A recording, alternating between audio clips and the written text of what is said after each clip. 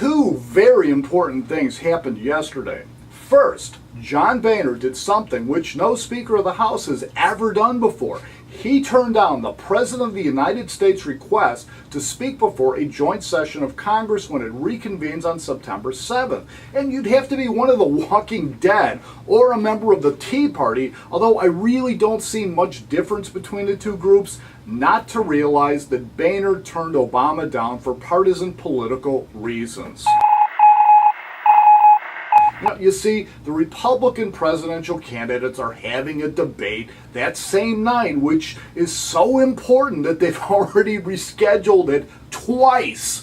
So, rather than let President Obama try to get Congress to get off its ass now and do something to create jobs now, it is apparently more important to listen to 8 would-be presidents making the identical claim that they would know how to create jobs when they take over the White House in 16 months. Now, the second important thing which happened yesterday was that DC Comics hit the reset button on their entire comics universe, with sales continuing to plummet and their storylines of all their superheroes having grown increasingly complicated and difficult to follow. DC just decided to reboot Superman, Batman, and the whole gang. You know, starting fresh with a blank canvas, which is something I find myself wishing we could do in Washington, D.C., because the whole place is just one monumental mess.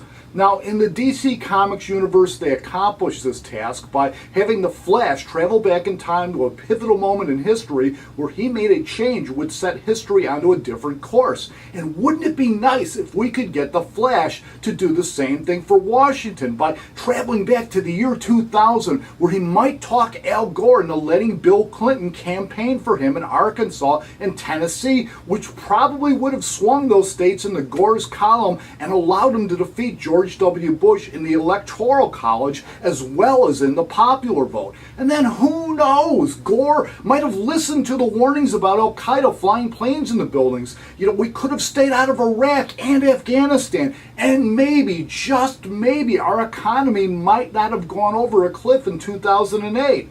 And who knows, you know, the Washington reboot might work. And it's less of a fantasy than the notion that the Republican Party will agree to anything President Obama proposes next week.